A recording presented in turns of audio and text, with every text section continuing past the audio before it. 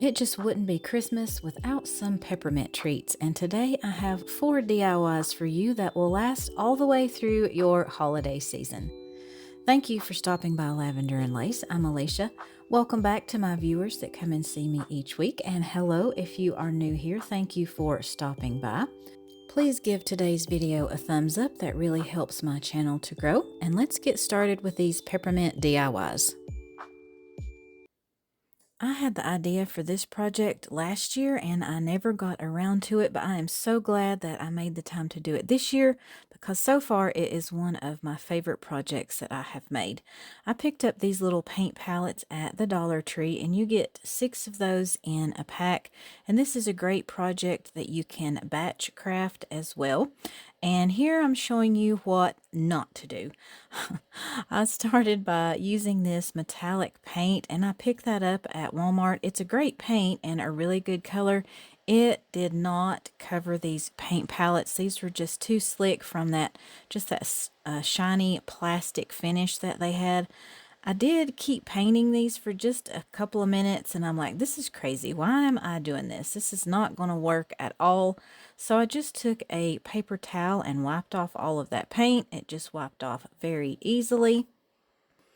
And thankfully we had some of this metallic spray paint on hand, so I just took those outside and gave them 2 good coats, and that worked a lot better and was a lot quicker.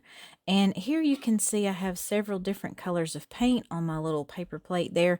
I was just trying to get a rust finish, and that acrylic paint, that one color, was the perfect finish that I wanted for that rust technique, so I just used my foam pouncer and applied that paint. And you can add as much or as little rust as you want to on your baking tins. And I have some of these styrofoam balls in my stash. I picked these up on Amazon last year, and you guys be sure that you check the description box. I will link as many of the supplies and materials there as I can for you to check out. So these were the perfect size to just fit in those wells in these paint palettes. I did cut those in half and just use some hot glue to attach those to my little cupcake tins. I did have to add some weight to these just to make sure that those would hold and that glue would set up. So I just used a plate and my little craft caddy until those were set up. And I decided to paint those styrofoam balls because I knew that some of that would probably be showing once I added my icing. So I just used my light mocha paint, and that was apple barrel, I believe. And I just did 2 coats around the bottom portion of the cupcakes. And I worked with this air dry clay for a previous project and I did not like it for that one. So I wanted to try it for this project. So I just pulled off a small chunk and rolled that into a ball. And then I rolled that ball out into a very thin little snake piece of clay. You don't want this to be too thick or your icing will just look too thick and clumpy for your little mini project that you are working on. And I just started wrapping that clay around the base portion of my cupcake, and I just wrapped that around and coiled that until I had what looked like icing on the top of my cupcake. And you could probably also use puff paint, or you could use some of the spackle if you can find that at your Dollar Tree. I just went ahead and used this air dry clay because I had that on hand, and I really like the finish that this gave me. It does look like actual icing. And I did make sure to kind of press all of those layers together just to make sure I didn't have any gaps in my icing. And to embellish each of my cupcakes, I have some of these little mini sprinkles in my stash. I got these from Amazon a couple of years ago, and I just used my little tweezers from that I use with my Cricut stuff and just added that to my icing on each cupcake. And I just used the little peppermint pieces and the chocolate pieces. That is the only 2 that I wanted to use for this project. Of course, you can use whatever that you might have on hand or whatever that you find at the craft store. And I didn't add any hot glue to these. Once that air dry clay had set up, all of my little sprinkles and things were well attached, and I didn't have any problems with any of those falling out. And I wanted to make these little mini cupcake pans into an ornament, so I just used my crocodile and punched a hole in the top of each of these.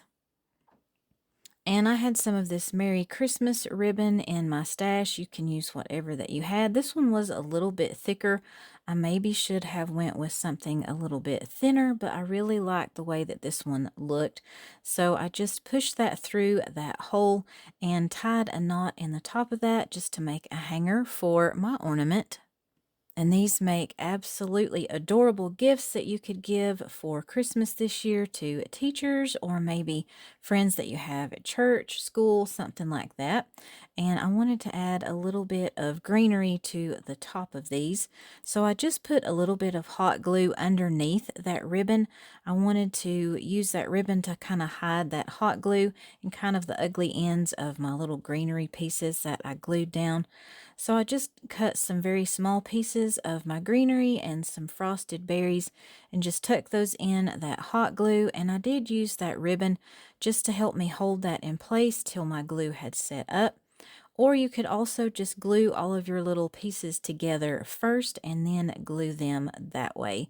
But that is it for these little mini cupcake tins. I think these are absolutely adorable. I think this is one of the sweetest DIYs ever, and bonus, it is 100% fat-free.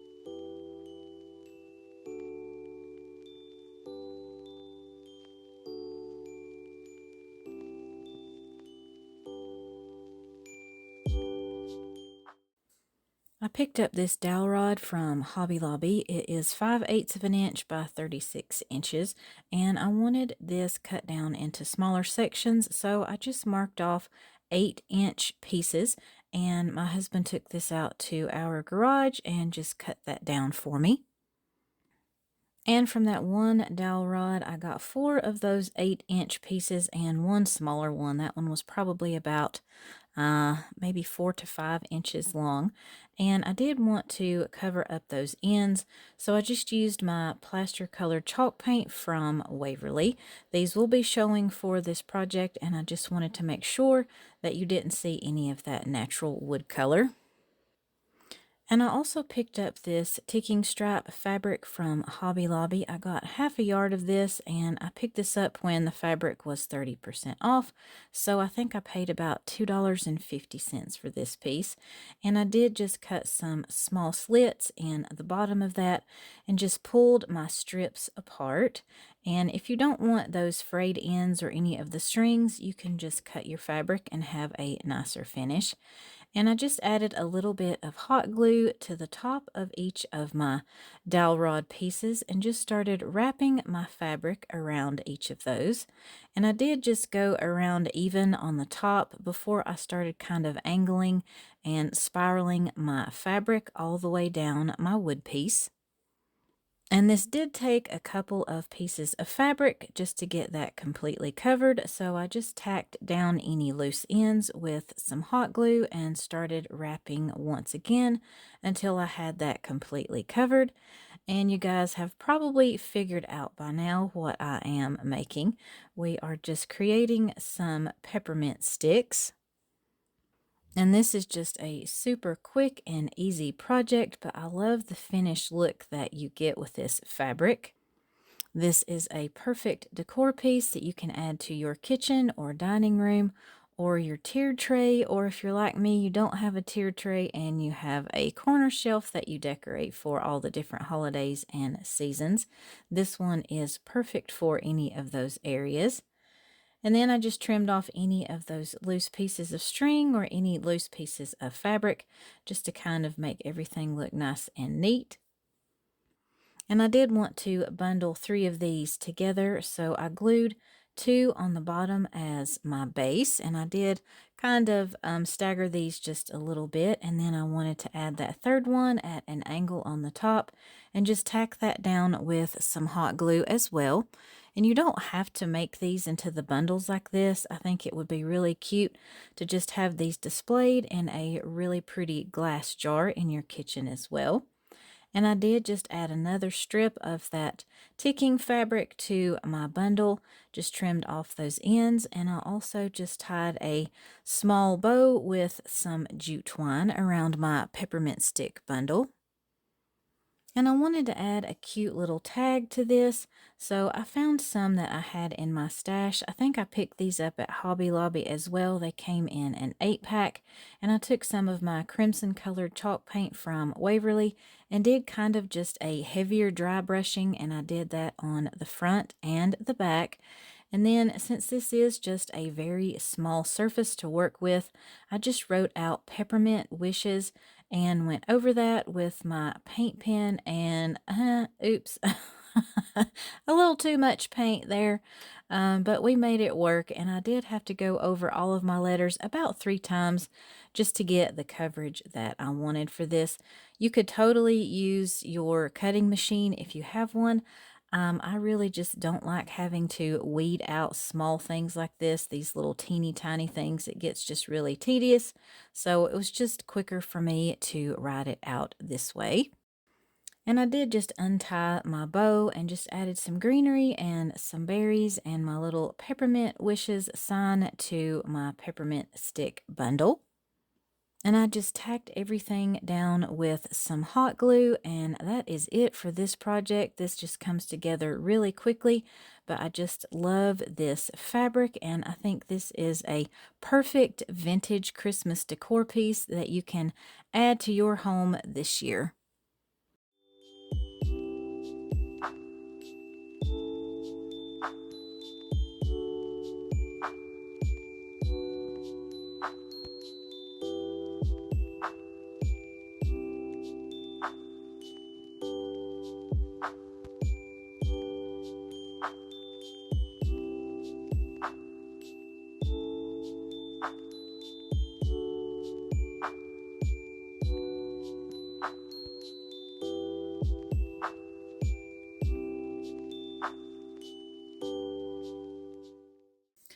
I was scrolling through Antique Farmhouse website and I came across this set of 6 fabric wrapped candy canes. They are $34, so I knew that I could dupe these for a whole lot less. So instead of going the traditional pipe cleaner route, I have seen a lot of crafters do that to make candy canes. I used these wired greenery pieces that I had in my stash. I got these from Hobby Lobby, so they are a little bit more heavy duty than the ones that you can find at Dollar Tree. So I took 3 of those and just wrapped those all together and just shape those into the traditional candy cane shape. And you will get 4 candy canes from this one pack of greenery because it does come with 12 stems in each pack. And I think this was $3, so I was able to pick this up for $1.50. And I already had some fabric in my stash that would work well for this project. So I cut some in this checkered fabric. I just cut the strips. Normally, you guys know that I like to rip my fabric and get those frayed edges, which I still do that as well for this project. But I also tried it this way. And I will say, if you cut your strips, it does wrap your candy cane a little bit better. One strip of fabric will cover more of your candy cane form versus that fabric that you may have torn or ripped. So of course, this is kind of just the same process as my peppermint sticks. You just wrap until you have all of that covered. And you do want to try to keep your tension relatively the same as you wrap your entire candy cane shape. That will just make sure that your finished product looks uniform and you don't have any different sized areas, like bigger in one spot and super skinny in another area. And of course, you just want to finish off your ends with some hot glue. I did just a little bit of hot glue kind of in that fold of the fabric and just folded that over on itself. I kind of did the way you would wrap a present, if that makes sense. And just added some hot glue and held that in place until I had the ends covered. And I did the same thing on that bottom end as well. And I did use some of that red and cream colored ticking stripe fabric as well as that checkered fabric. And I think these turned out really pretty. I love these. And you could also put 2 of these candy canes together and you could tie those with some jute twine and add some greenery and some berries or whatever that you wanted to. And this would be a really easy wall decor piece or something that you could add to a wreath. But I just kept mine separate and I can easily tuck them in to my Christmas decor.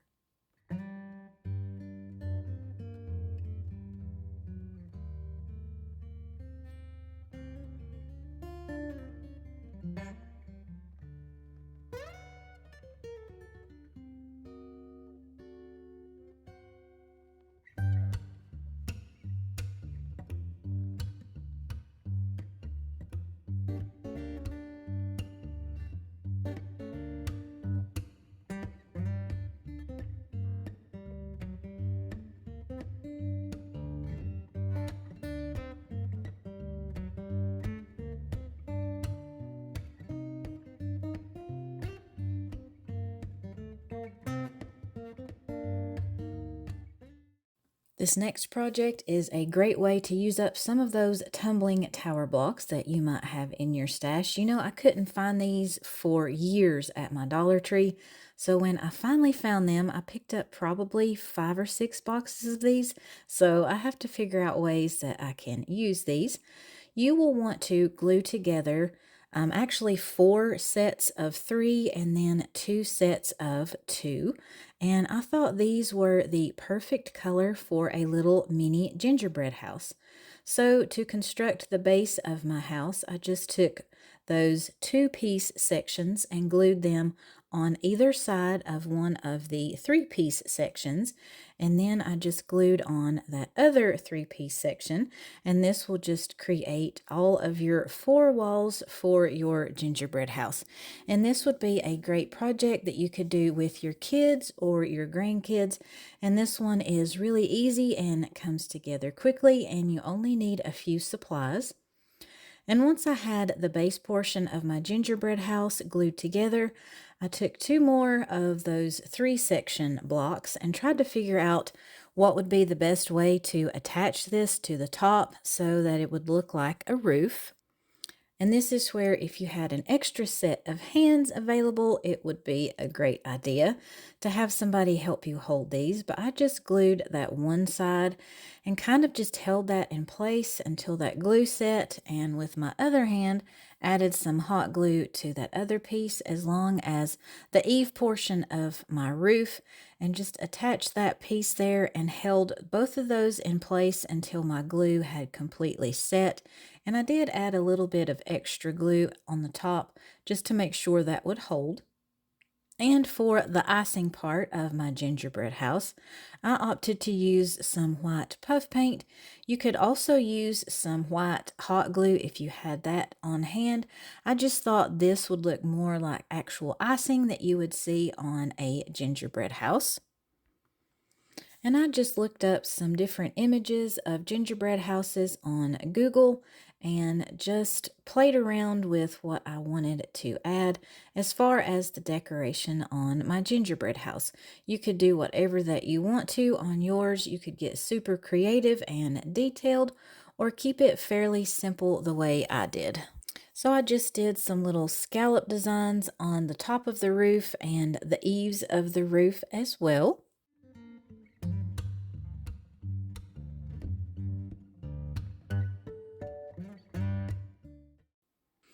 And I just added a door to one side with some little squiggly designs, and I did windows on all of the other sides of my gingerbread house. And I did have to work in sections, of course. I did all of the roof and one side and let those dry completely. And then I was able to do all of the other sides of my house. And I just let that set up overnight. And all of my puff paint dried completely. And that is what all of my design looks like. I think this one actually looks like a real gingerbread house. And of course, I wanted to add some candy embellishments. I couldn't find any mini gumdrops, so I thought these Christmas bulbs would be the perfect solution for that. Of course, I didn't want the little socket on the bottom of that bulb, so I just cut that off and I glued 5 of those right on top of my roof.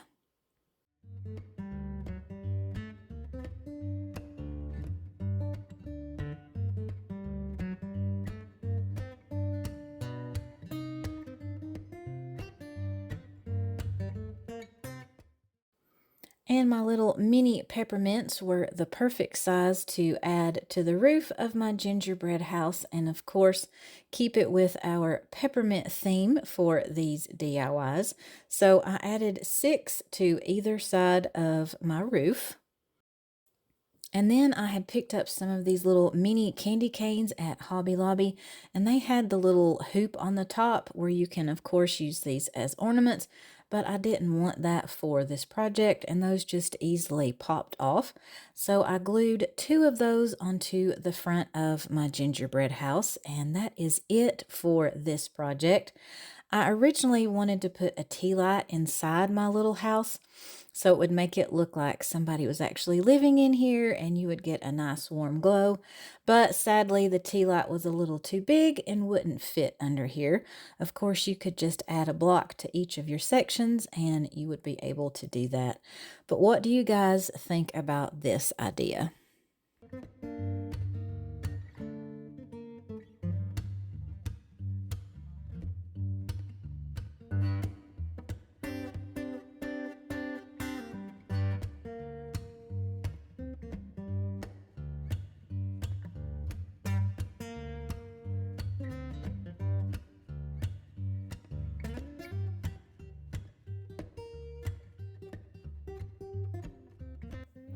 I'm craving some peppermint bark right now. I don't know about you guys, but thank you for watching today's video, and I hope you enjoyed these projects. Please let me know which one is your favorite in the comments, and I would also love to know, are you team candy cane or team peppermint stick? Please give today's video a thumbs up. Be sure you click that notification bell so you don't miss any of my future videos. I hope you have a blessed day, and I will see you in the next one.